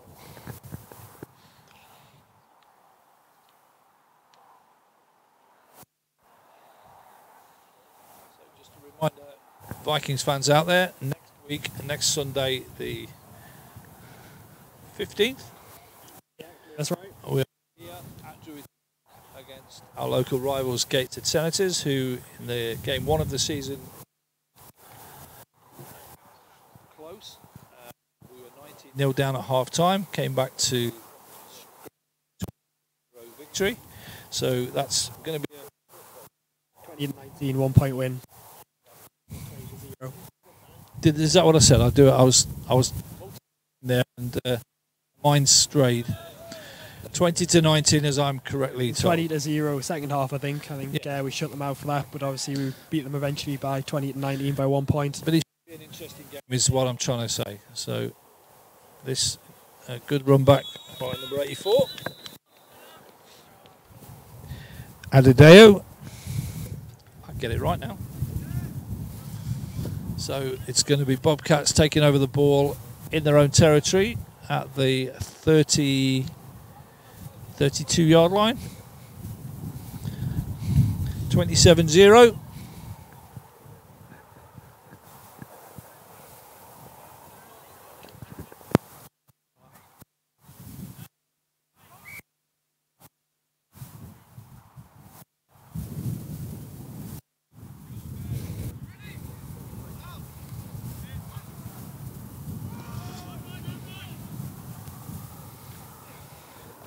You want attempting a bit of a spin move on the way out of there to avoid a tackle, but he got brought down still. I think the first guy there that time was Jordan Hall, number 13. Had a good game last week.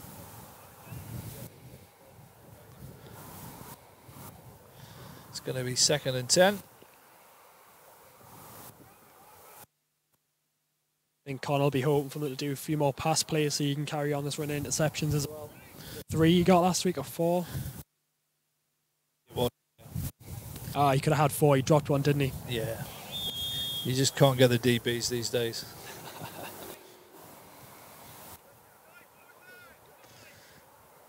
Again, a small gain there.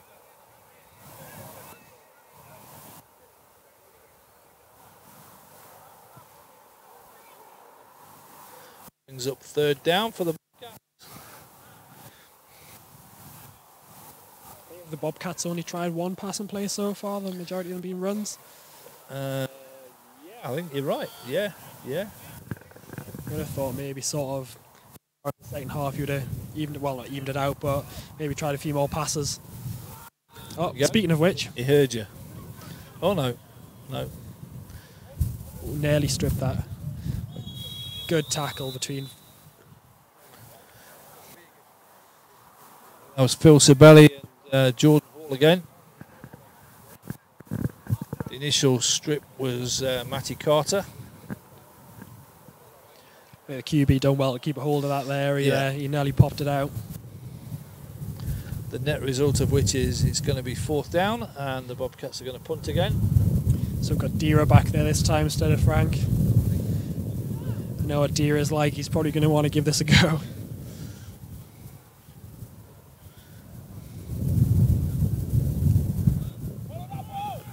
No, I think he's going to leave that one.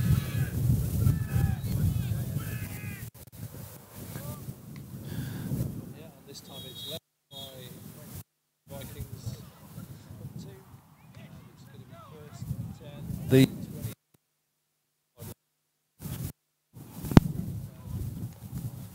Like I said, you're going to get quite a bit of hang time on these punts, so it's just not worth risking underneath that, even a tackle or ball.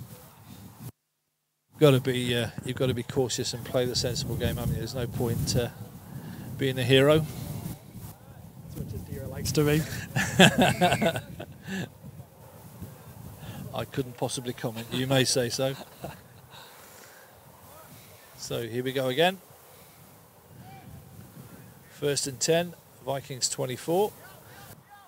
Eric Poindexter in at QB. Tiga Diegbe is the running back. And it's Tiga that gets the ball. And he's through for a 1st down. Brought down by number 91. This one a go. Arianala Faranzo. You go with that? Yeah, I think that's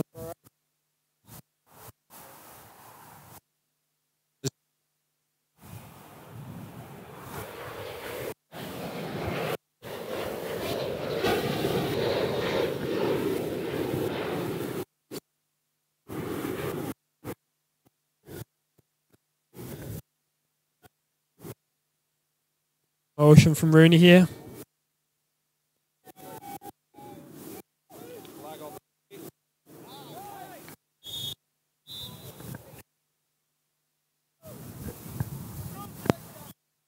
Well, the flag's for. Was talking to number 8 for Vikings and number 5 for the Bobcats. They were having a bit of afters, I think. I think that's sort of where Dira got pulled up on the unnecessary roughness called for before, so I think they've obviously got a bit of beef with each other there. Okay.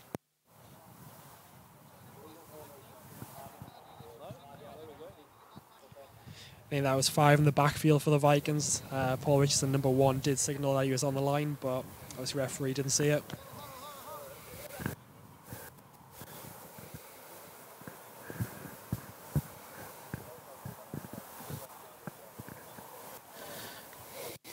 I'll bring up 1st and 15.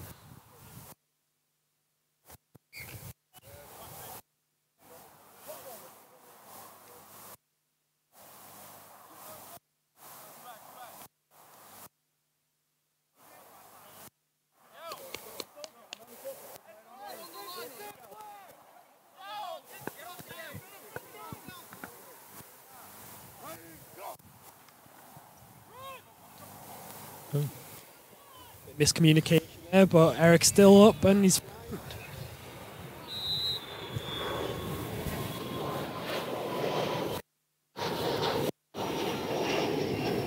Good game there for the Vikings. I think Tiger even turned around and faced Eric on the way he was there, run up there.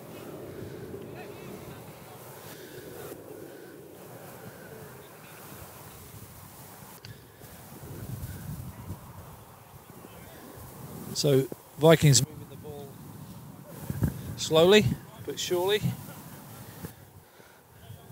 Just over halfway now into Leeds territory.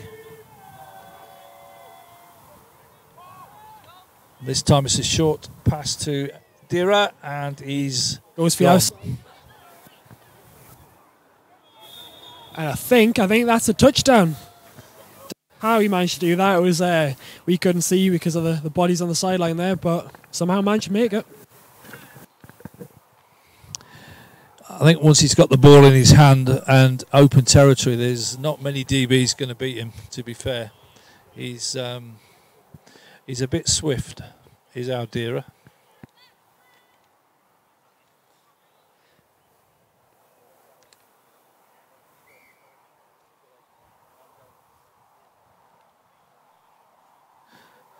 So again, it's going to be Matthew Carter to attempt the point after, and that's good. That makes the score Vikings 34, Bobcats 0. I think it's a one more point and then it moves to a running clock. First half, I don't think. It's only second half. So I stand to be corrected, but I believe that's the ruling. Find out. Hopefully.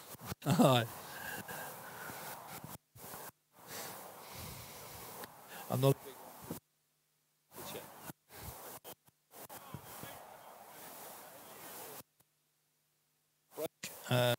Shout out from Jason Robinson from watching the game.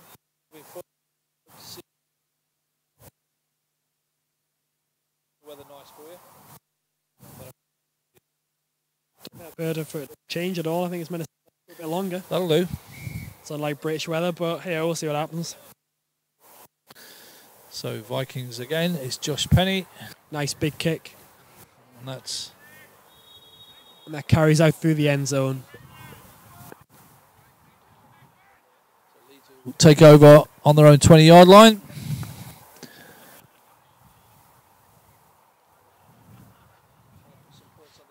Half time.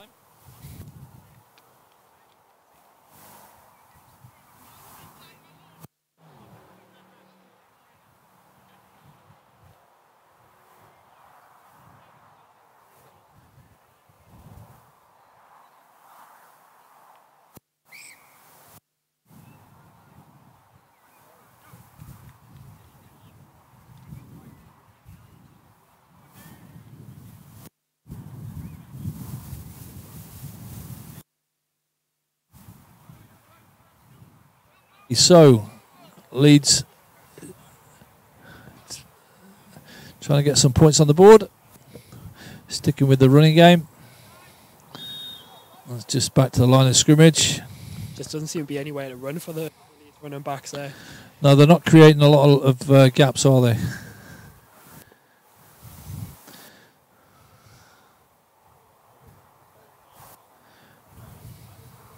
The Vikings D-line is Connor, number 97, was transferred in from the Sheffield Giants. Has developed as a player. I remember seeing him as a 15-year-old at DC Presidents a few years back. Tackling the backfield from 65, is that Matt Dyke? Couldn't quite see, but quite possibly.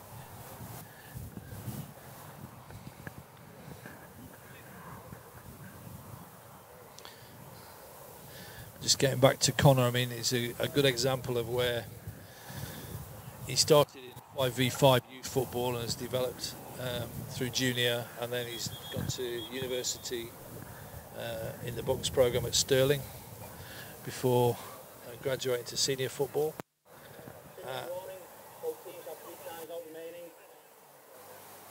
As you just heard there, it's a 2-minute warning before the half.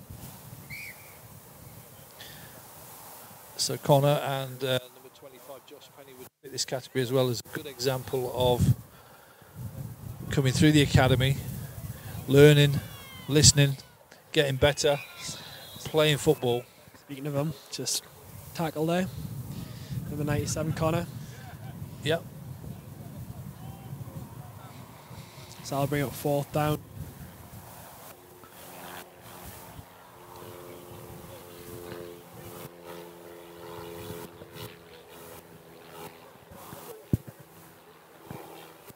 Again, Dira back to return.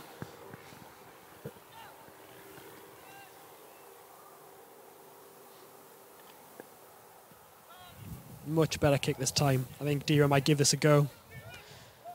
Picks up a block, makes one miss, 2. Is he going for it? He's gone for it. And he's gone all the way. As you mentioned, slippery. Too much real estate there. There is a flag on the play before we all get excited. There might have been a block in the back potentially. It's back where Dira caught the ball.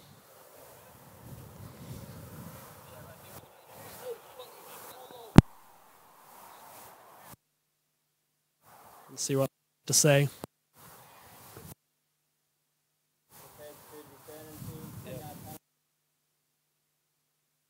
So all our hard work, Dira, done all the way back.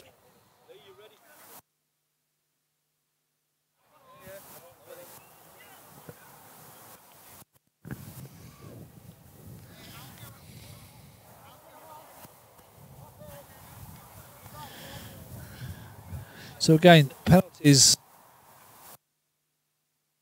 never get flagged. I don't think Raven has had a flag all season. I stand to be corrected on that, but I don't remember one.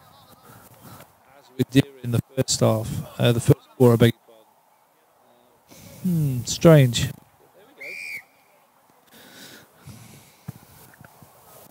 So, and the 2-minute warning, just inside our own territory.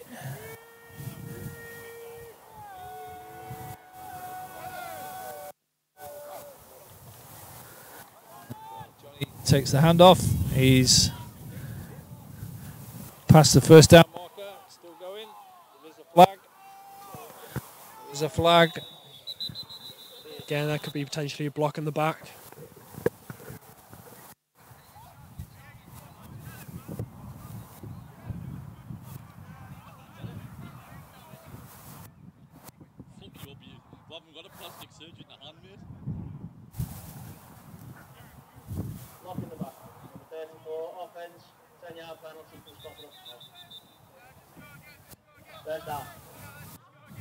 Rookie Daniels back again, so Vikings going backwards. Just time left.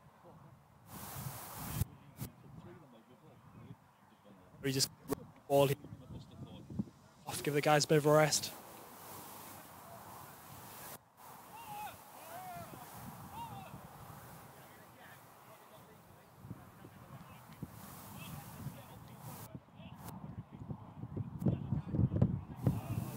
Against that, David, I think most coaches would do that. I don't think Coach really would. The field at the minute, though, I don't know if he's injured. He's well, he's probably taking a break, but. So who's came in instead? So it looks like Dan Sybil's gone in at the H-back. Yeah.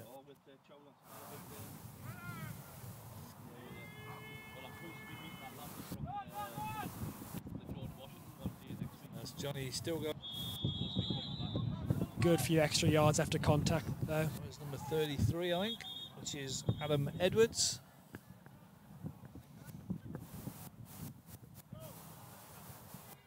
So first down and more. Is that Carney who's injured there, hobbling off? Yep.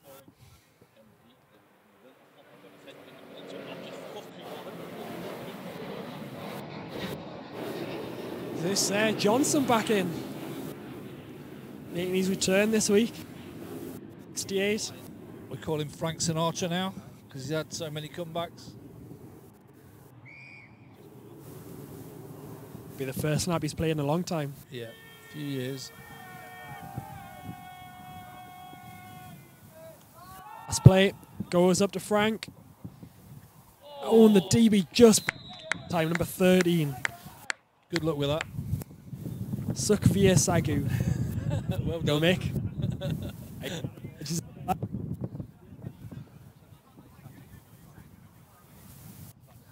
No. He managed to get in and block that one, where you would have put money on Frank catching that, to be honest. Some of the catches he made last week, definitely. Yeah. I'm sure he pulled the ball out of a couple of DB's hands back last week. So this brings up 2nd down and 10.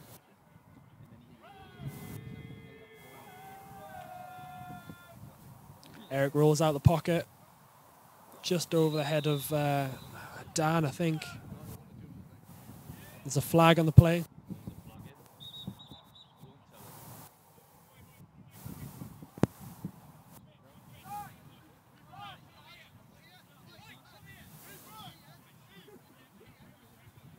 Just see what's having a.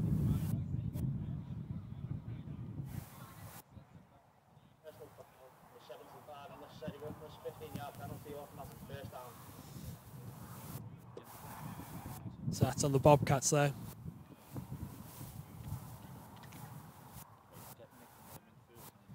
So Bobcats defense going backwards because of that penalty. 15 yards should take 20-yard line for the Bobcats carry. Just past. He'll come in with the 2 mates, you see. Yeah, I've just heard them saying there's about 30-odd seconds left in the half as well. You'd have thought being this close to the end zone, you'd be going for it and trying to get that past the 30.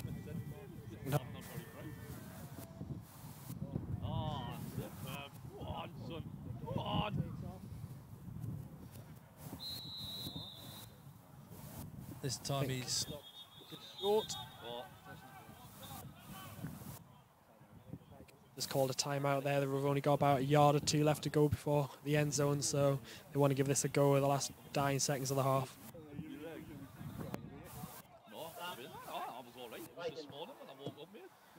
Okay, so this timeout, we'll just give you a bit of an update on where we are. We currently sit 5-0.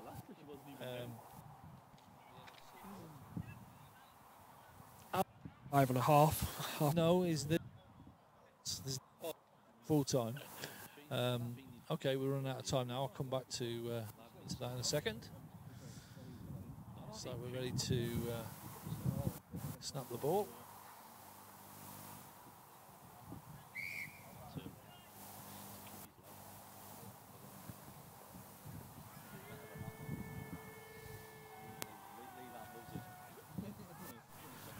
High, caught again by Dira. Nice floated ball just for him to get up and get at the high point. What's that, 41? Didn't see any referees give the call. Went off. What's that, 41? Okay. Was that last play a touchdown? I'm not too sure. It was. Did he give it as a touchdown? Yeah. Aren't you supposed to allow time for the extra point? I think that's maybe what Paul Richardson's asking here. Didn't see any signals for a touchdown, so unless it was...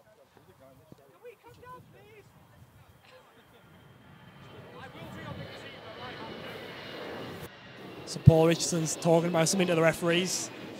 Not sure whether or not it's a touchdown or... Nope, seems as though it wasn't a touchdown. Is this on?